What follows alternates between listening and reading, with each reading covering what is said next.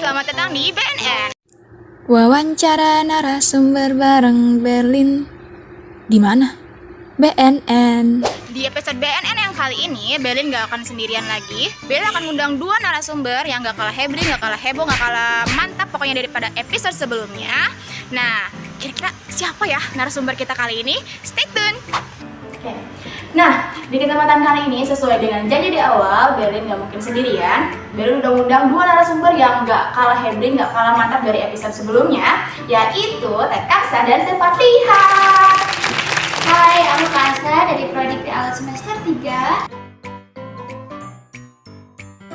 Aku Fatliha dari Prodi PAUD semester 3 juga. Nah, di kesempatan kali ini kita akan membahas soal ijtihad, terus ittiba sama taklid.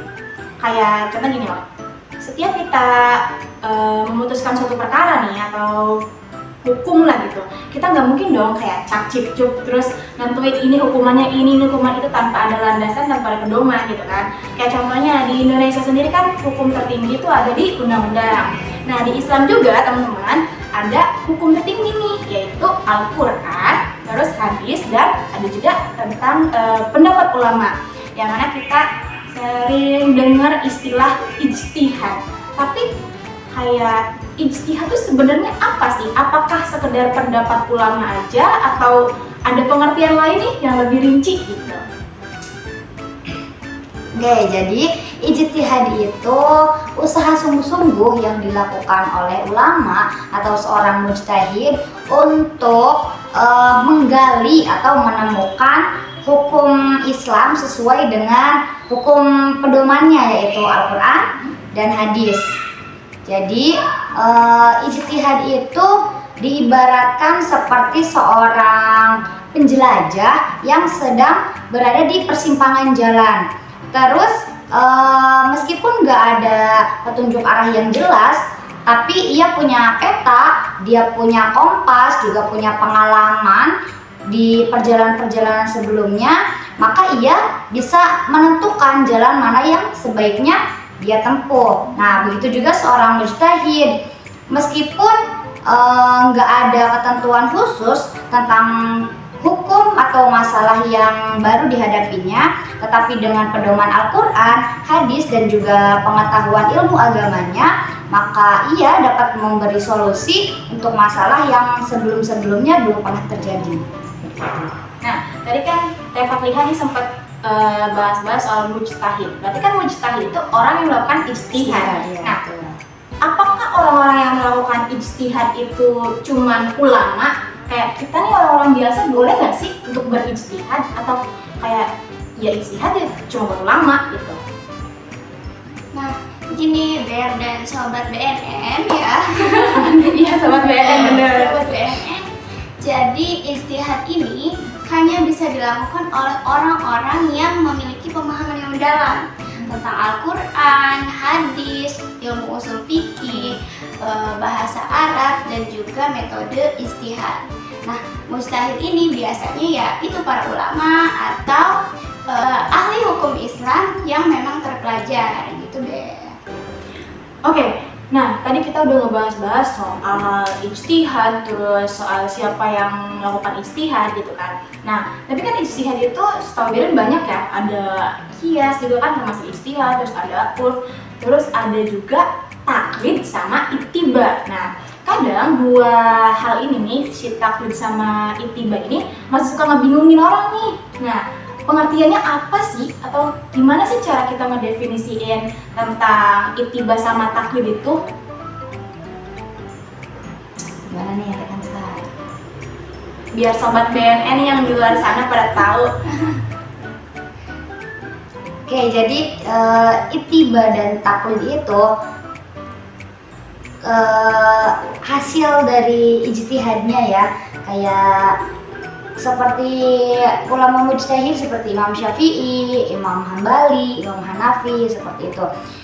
Perbedaan di antara ittiba dan taklid, kalau ittiba itu kita ngikutin ulama mujtahid, juga tahu alasannya kenapa kita ngikutin beliau gitu. Terus dalilnya apa, kita tuh tahu dasarnya dari mana. Sedangkan taklid itu tidak tahu dengan dalilnya. Mereka hanya mengikuti ulama-ulama tersebut tapi tidak tahu dengan dalil-dalilnya. Berarti kalau misalkan kalau kata orang Sunda, taklid itu kayak turut munding gak sih? Nah, Maksudnya betul, ikut-ikutan iya, doang, munding, nggak tahu ikutan doang. dalilnya apa, nggak tahu dasarnya apa, kayak yaudah orang ikut orang lakuin apa ya kita ngikut aja gitu. Iya, seperti itu. Oke, oke, oke. Nah, balik lagi kita bahas soal itiba ya.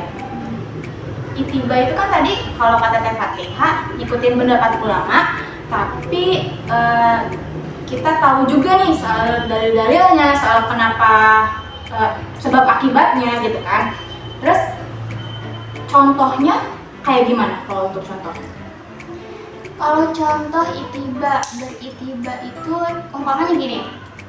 Kalau misalkan kita belajar masak dari seorang koki, misalkan kita belajar belajar masak bubur kacang hijau. Oke. Kita tuh nggak cuma ngikutin tata cara cemplang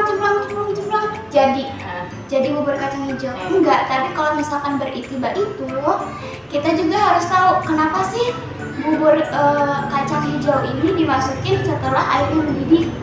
Kenapa sih bubur kacang hijau ini harus menggunakan jahe, nggak menggunakan laos? Karena kalau menggunakan laos itu buat tumis kangkung, sobat BNN. Ya gitu. Tumis kata pakai santan. Nah, pokoknya kalau misalkan beritiba itu, jadi kita tidak hanya ikut-ikutan.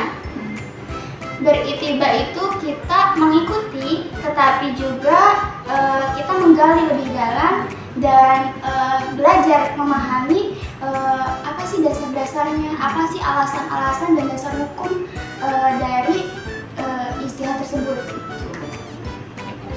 Nah, terus pertanyaan terakhir deh nih, karena durasi juga ya guys, kita nggak bisa lama-lama. Ya. Nanti mungkin di next episode kita 1 jam. Kalau teman-teman kuat nontonnya ya. Harus mendaki lebih Iya, dalam. mungkin nanti di next episode kita udah ada sponsor di sini nih. Entah sunlight, entah apa. Nah, kalau tadi kita sempat bahas itiba, tapi kan ada juga yang namanya taklid. Terus tadi Teh Fatliha pernah bilang kayak taklid itu ikutin ulama, tapi ya udah ngikutin aja, nggak tahu dasarnya, nggak tahu dalil-dalilnya dan segala macamnya gitu ya. Nah, kalau misalkan kita nih sebagai seseorang menjadi taklid, apakah itu dosa atau enggak? Kalau menurut saya sih, kalau untuk taklidnya itu enggak dosa, tapi kan untuk mengetahui ilmu-ilmunya itu kan suatu kewajiban juga ya, karena dalam hadis Rasul juga itu kan thalabul ilmi itu wajib gitu kan bagi setiap muslim. Jadi ya itu tuh wajib gitu, kita tahu wajib nyari ilmunya meskipun kita tuh belum tahu gitu kan, belum tahu benar apa itu alasannya gitu, sumber hukumnya yang mana. Karena buat searching ilmu kayak gitu zaman sekarang udah banyak ya.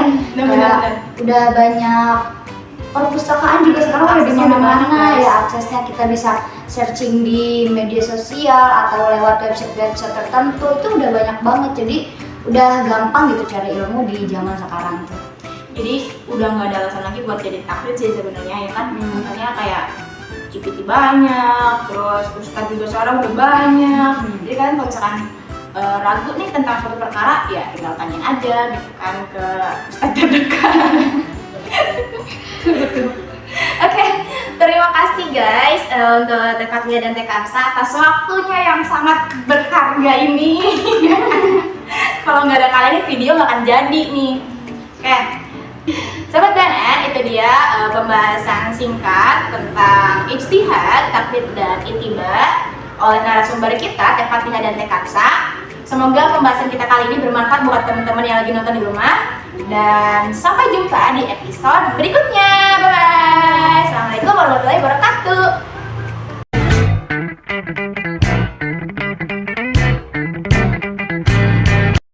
Zaman sekarang masih taklid.